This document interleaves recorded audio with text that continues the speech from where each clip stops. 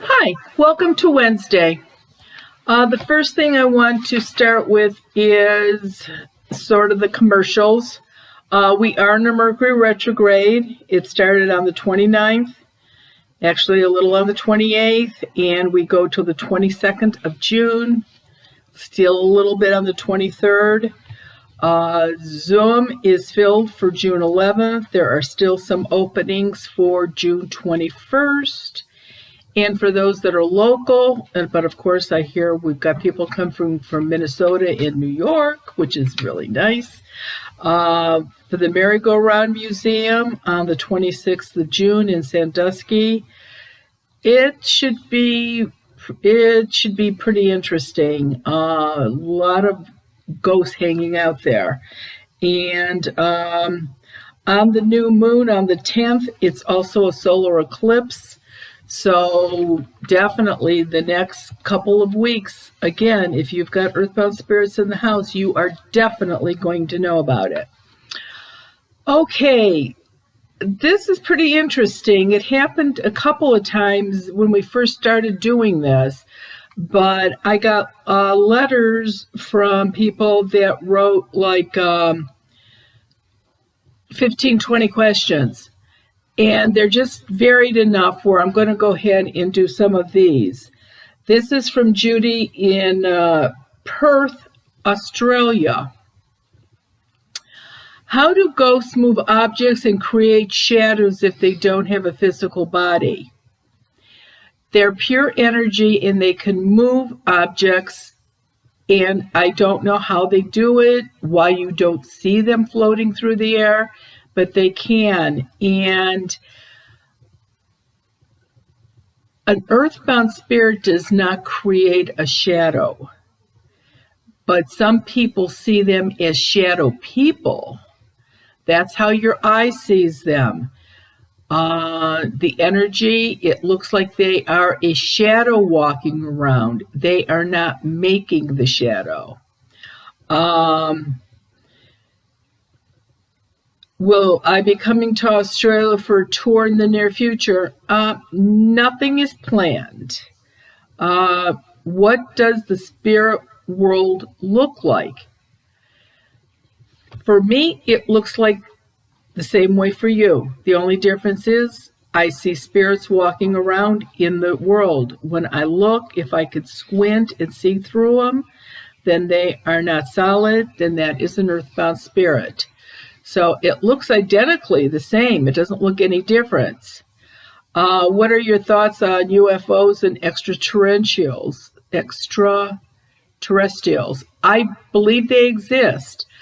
I've said it many times. I think we'd be awfully presumptuous to think that we are the only planet in this galaxy that has life on it. I'm sure there are other people in other planets. Who knows? They could be watching us. You never know. What will your next book be about? Because you've already covered so much. I don't know. I keep getting a lot of requests for a lot of different things. And the people that, the publisher that did the cookbook would like another cookbook. That's not happening because that was one of the hardest books for me to write. But, something will come up. And right now, unless you're a Stephen King or somebody like that, publishers just really aren't buying books from regular folk anymore. So it's a little hard to get one bought. What do you think about ghost hunting and using state-of-the-art equipment? I feel sorry for you if that's what you have to use to do it, because the idea of schlepping all that stuff around is not appealing to me one little bit, so I'm so glad I don't have to do it. I don't know how that equipment works. I've never used it, so I don't know. I just like to trust my own judgment, and I can see them with my eyes, and I can create the white light and let them go, protect the house after. And I don't think ghost hunters are usually that efficient where they can do all of that. Will you ever have your own TV show about ghosts and talk about real life situations? There have been a couple companies that have approached me to do a reality show, but we've done tapes for it, and a tape that is done for something like that is called a sizzle. And I've done a couple sizzles that were given to different studios. And the thing of it is that I don't, and this is not a lie, this is what I've been told. I'm too old, number one. I don't have a hunky guy working with me. I mean, I could pull Ted in with me, but I don't think that counts. And I don't have an angle. I don't have, I mean, I guess, I don't know. I guess seeing them, talking to them, and removing them isn't good enough. So watch Ghost Whisper. There's all kinds of reruns on it. Even though only 4 of those sentences each week are true, at least it is a ghost story. I'm a huge fan in Australia, and she thanks me for reading her questions. This one is from Sharon. Okay. I saw a ghost, was transparent in period clothes, was in an earthbound or one that passed over. How can you tell? If I see an earthbound spirit in period clothes, then they're usually from that time period. But keep in mind, they have changed clothes, and I do not know where they get clothes from. I laugh and say it's a Dillard's or a Neiman Marcus or Walmart. I don't know where they get the clothes from, but they have changed clothes. And again, if I can squint a little bit and see through them, they're not solid, then I know that they are definitely an earthbound spirit. Have I ever had spirits that refused to cross over? How often? When I was younger, that was a bigger problem. Now that I'm older, that doesn't seem to be a problem anymore. I hate to admit it, but a lot of the ghosts that I get rid of now are younger than me. And so it's like, oh, okay, she's telling me I better go. And I guess when I was younger, it was mostly men that didn't want to cross over so much. I got told, oh, girly, you're not going to tell me what to do. But again, with age came this, that I can get him now to cross over.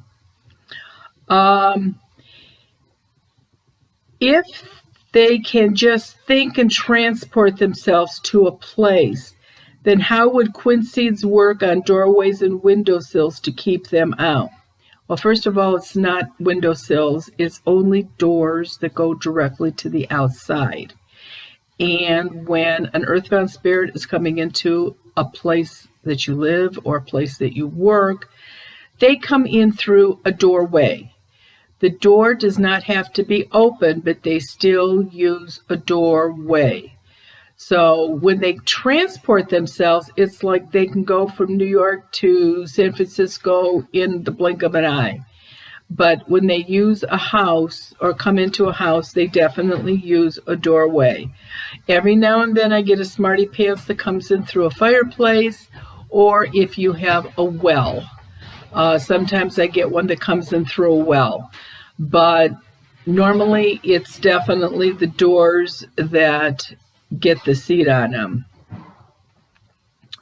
Do dogs actually see spirits, or do they sense them only? No, there are definitely animals that can see them. It's like people. Some people see them and some people don't. Some dogs do, some dogs don't. Some cats do, some cats don't.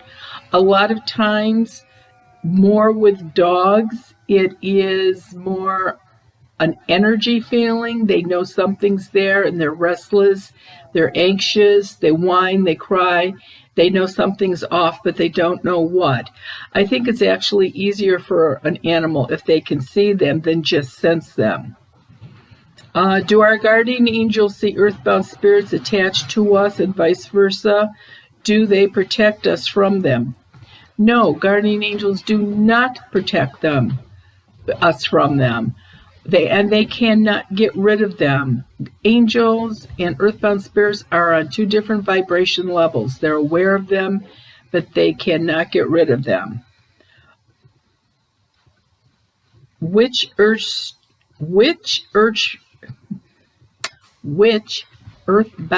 spirits are easiest to deal with and to get to cross over? Women, men, children, teens, seniors. Again, now it's pretty equal across the board. Back when I was younger, it was more men that was hard getting them to cross over. Do you see mostly young earthbound spirits or seniors, men or women? Who is most likely to cross over at the proper time, and who is most likely to stay? You know, it's up to the individual. The light's there for everybody. If you have had a fight with somebody and you want to fix it, if you're somebody like Patrick Swayze from Ghost and you need to know why you were murdered and who did it, you had a terrible argument with your mother and now you're dead, you're a young mother and you want to stick around to watch your children, or a young father, you're somebody that thinks that the world can't go on without you, so you stay. So there's all kinds of reasons why people stay, and it varies, you know, from men, women, whatever. It just depends.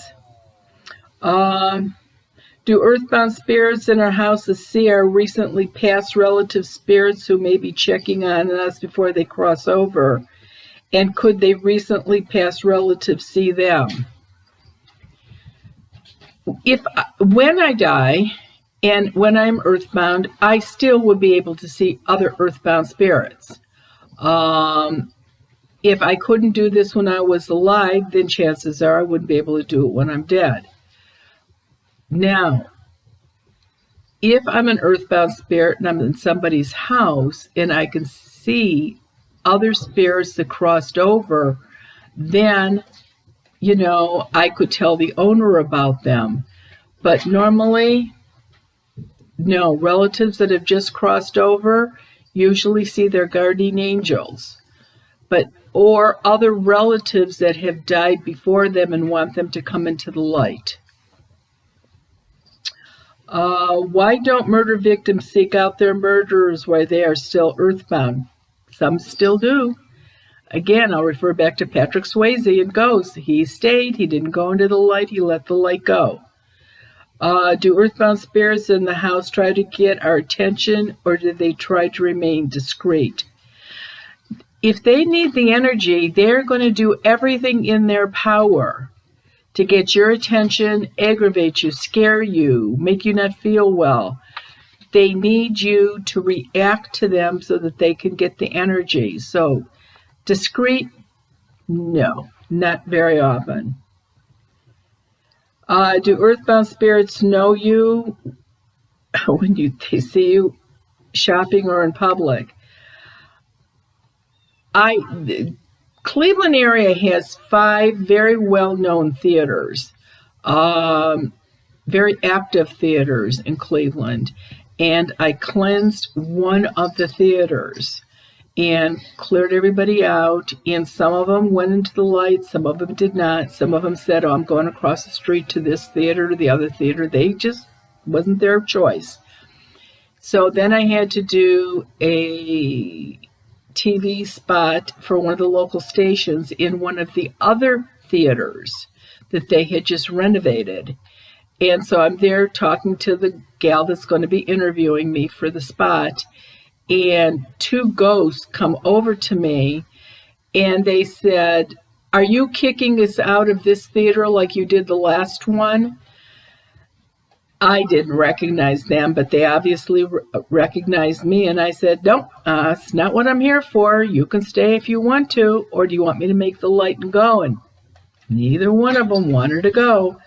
So they did recognize me that way. I think that's the only time that that's happened, actually. Why do I avoid telling someone in a group that they have an earthbound attached to them? You know, it's none of my business if somebody has a ghost attached to them or not. And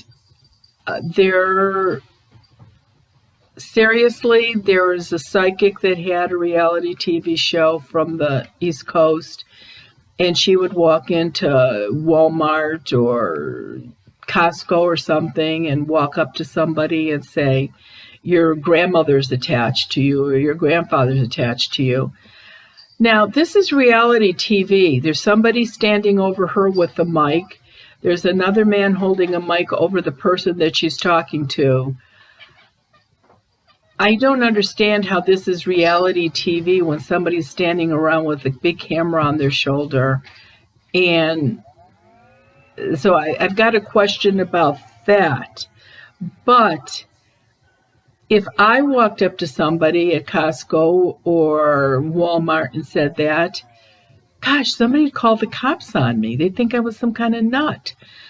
And again, mostly everybody knows what I do. If they don't want to know, then they're not going to ask me. And that's fine. I'm not going to go out of my way. Now, I've seen a ghost being mean to a dog in a house and that I was visiting. I wasn't there to remove, and I told the person to knock it off. I've left houses and called Children's Services or the Humane Society or reported people hurting a senior in the house. But it's just one of my rules. If you want to know if you've got something, you have got to ask. And her last question is, what do you mean by attached? Aren't they just standing next to the living person where they are positioned?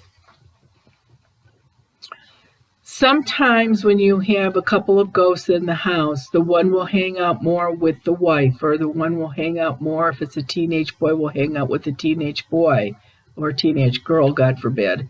But so, and when I say attached, that's their person. Some ghosts are just happy with everybody in the house. They'll go sit and watch TV with two of the people in the house, go watch another couple play pool, go outside with the kids when they're in the swimming pool. But there are some that are just attached. And I'm not saying this physically where they're hooked onto somebody, but they are just attached to a person. And so, therefore, that's why I use that word. And that's the person that they drain the most, the person that they are attached to. Okay, that wraps up this. Now, the interesting thing is, because we're in a Mercury retrograde, I always talk about the bad things that happen in a Mercury retrograde. You don't want to buy a house. You don't want to do this. You don't want to buy a car. You don't want to do that. But there's actually some good things with the Mercury retrograde, too. So next Wednesday at this time, I will be talking about Mercury retrogrades, and I actually got some letters on Mercury retrograde. So seeing we're going to be smack dab in the middle of it, that's what I'll be doing next Wednesday. So everybody have a really good week and enjoy your summer, and we'll do it again. Bye-bye.